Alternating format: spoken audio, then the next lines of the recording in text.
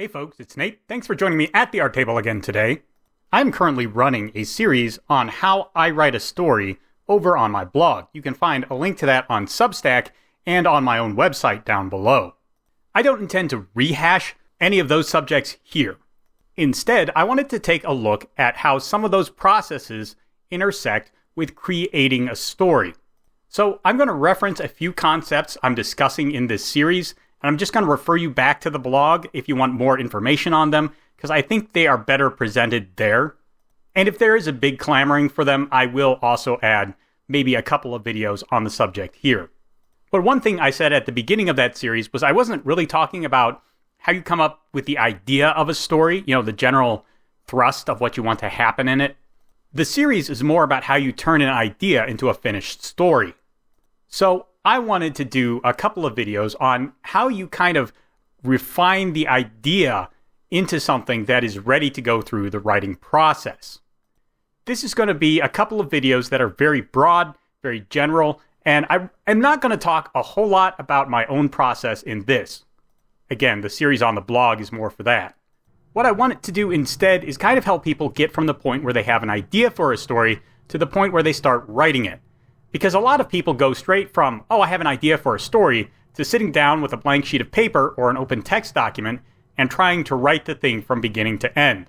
Inevitably, they reach some point where they don't know what to do, or they realize they've contradicted themselves and they lose their forward momentum trying to fix that, and then they never finish the story. That's a bit of a tragedy, in my opinion. So these two videos, crafting a story top-down and crafting a story bottom-up, are going to be about how you get from that idea point to the point where I think you can safely start crafting that narrative without the fear of serious writer's block stymieing you from ever finishing your story. That doesn't mean you aren't going to struggle at times. There will probably be places where you sit and stare at an open page for 5 or 10 minutes trying to work out exactly what you want to say. But I think that these processes have really helped me get to the point where when I sit down to write a story, I'm not concerned that I'm going to be completely lost at any point in the process. And I think that's very helpful. And a lot of people who try to write something really seem to spin out. Not because they have no passion for the work, not because they're particularly bad writers, but because they never thought about something, and when it trips them up, they don't know how to recover from that. And honestly, a lot of the times, you can recover, but it's a lot, and I do mean a lot of work to get back up from that spot. And it's better if you just don't wind up there in the first place. Think of it as wrapping your car around a tree. I mean, yeah, you can fix your car after that, but it's a lot better to just never do it in the first place. And that's what this place between idea and writing, what I refer to as the crafting, is for. You don't have to do this. This is not ironclad writing advice. I don't think there's much of anything like ironclad writing advice. But it's something that I found extremely useful in my writing. And since there are so many people who talk about getting writer's block and abandoning a project, well, maybe this will help you avoid that. Just think of it that way. So what is crafting a story top-down? Crafting a story top-down is where you begin with an idea for a story that relates to the broad events or general motives of the people in the story. So, take for example, Superman and Batman prevent Lex Luthor from becoming president. That is a top-down story idea. It is about a political struggle to prevent an evil man from assuming a position of power. This is in contrast to a bottom-up story, which is generally about something very specific in the story, and the whole story tends to grow up around that one specific idea. For example, there is a sword in a stone, and if you pull the sword from the stone, you become the King of England. That is a bottom-up story idea. It doesn't have any characters built into it, it doesn't have any conflict built into it, but there is a central idea, and there are consequences to the world if that idea is carried out. If someone pulls the sword out of the stone, they're going to be King of England. Everything else is probably going to grow around this single idea. Now, before we get too far into this, two things. First of all, both top-down and bottom-up storytelling tends to go in every narrative that exists. For example, when I write a Roy Harper story, I generally have both a top-down idea of Roy is going to collect a bounty, or he's going to fight a specific kind of monster, or he's here to do a favor for a specific person from his past. However, there are a ton of bottom-up elements as well. I already know how Roy's powers work. That is a bottom-up element. It's very specific, and it has to be worked into the story in order to maintain continuity with previous stories. I can't change Roy's powers to suit the top-down demands of the story. Second, and more importantly, people tend to be top-down or bottom-up storytellers. I myself am primarily top-down. The bottom-up elements of my stories that I create, I tend to create separate from the story ideas. So I always had an idea of how Roy's powers might work, and many of the other magic users in his world all have their own power systems that I've thought of ahead of time. Those are bottom-up elements in the story. But they are brought into the story by the top-down demands of the story situation. So, for example, from A Candle in the Wind, Johann van der Klein was always a master of the lightbox. I didn't add that to the story because it helped me tell the story. I knew that about him ahead of time, and because the top-down nature of the story demanded that Roy and Johann work together, then this bottom-up element comes into the story. I did not set out to tell a story about the Sons of Harmon and their specific brand of magic. So, what do I do when I tell a top-down story? The first thing I do is I examine the idea to make sure it makes sense as it has occurred to me. To continue with Roy Harper stories as an example, if I had the idea of Roy Harper fights a sniper as my top-down idea, well, I would immediately say, there's nothing quite like a sniper in his world. So, as a basic concept, it doesn't make a whole lot of sense.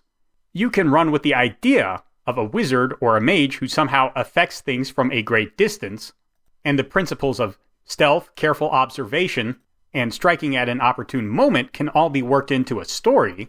I might have to pause the top-down work for a moment and build something bottom-up that explains all of this, a system of magic that allows me to tell a sniper-like story, and then I could come back around and continue to work on the top-down idea. Only now with the bottom-up elements of the story in place, so I can continue to do that story crafting. Then I would begin to ask questions about motivation. Why is Roy fighting this sniper character? Roy does a lot of bounty hunting. There could be a price on the sniper's head. It could go the other way around. Roy has a lot of grudges out there, and the sniper could be coming to collect on one of them. Then I would ask myself, what are the strongly contrasting character traits in this story? Also, what are the similarities of characters in this story? Contrast is an important way to set up a clear picture of characters or events. So knowing what the contrasts are will give me the clearest picture of what the character conflicts are going to be, and then knowing the similarities will give me a hint of things to avoid when building conflict, or things that can be exploited in bringing about a resolution. Finally, I ask, will the characters involved be able to solve this problem on their own, or will they need to bring in additional resources? Will they need allies? Will they need new tools? Will they have to find a specific environment that makes it possible for them to win a battle? Roy has a power set that is very dependent on sight and doesn't work after it gets far enough away from him. A sniper is a really bad mismatch for him, so he may need to go someplace where the sniper cannot attack him from far away. Or he may call in an ally. Over the last 4 stories that I've told about him, Roy has built up a stable of allies that he works with on a fairly regular basis. In particular, the Fairchilds tend to go with him on missions. Or at least the ones I write stories about. They're very useful tools for both character development and exposition. So perhaps one of them, or one of the other allies that Roy has from his time in the army, or his work on the frontier, will be a resource that he can tap to solve this problem. And of course, Roy is a collector of magic gizmos and gadgets, useful weapons. Maybe one of those from his arsenal is something he can get his hands on and use against the sniper. Finally, I'll ask myself whether I want a deep character theme in this story, or whether I want to focus more on the events. Do I want this to be as much about the character's internal landscape as the external landscape, or do I just want it to be about conflict between the two characters? Either one of these is just fine. But if you mix them up too much, it can be hard to maintain the tone of one or the other. Now, in the example we've been looking at so far, I would say there's a lot of downtime in a battle with a sniper. There's a lot of time to think, there's a lot of waiting, there's a lot of quiet, careful movement that gives your thoughts a lot of time to run away with you. I think that this kind of a story would be better as an internal character piece with the external conflict there to flavor it and drive the internal thoughts.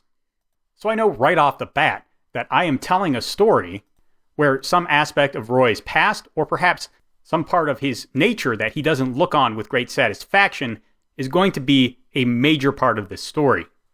Once I am fairly certain that I have a strong sense of the characters, why they are in conflict, how the conflict can resolve itself, and what will be needed in order to do that, only then do I sit down and begin the process of writing the story by crafting an outline.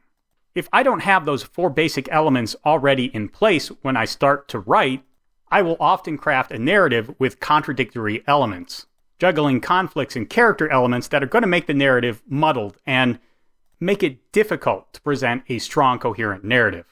So there you have it, a brief overview of how I craft a story top down before I even sit down to make an outline to write the narrative. Of course, there are a lot of ways you can go about doing this. This is just what I tend to think about before I put pen to paper because I found it helps me get through a story without spinning out in a terminal case of writer's block. Hopefully, something in there will help you do the same. Now, if you'd like to hear more about outlining and how I go through that and the entire writing process, again, you can check the links down below to my blog, or you can use the comments to let me know you'd like me to make videos on that topic instead. While you're down there, there is a like button and a subscribe button. You can use those as you see fit, and I'll talk to you later.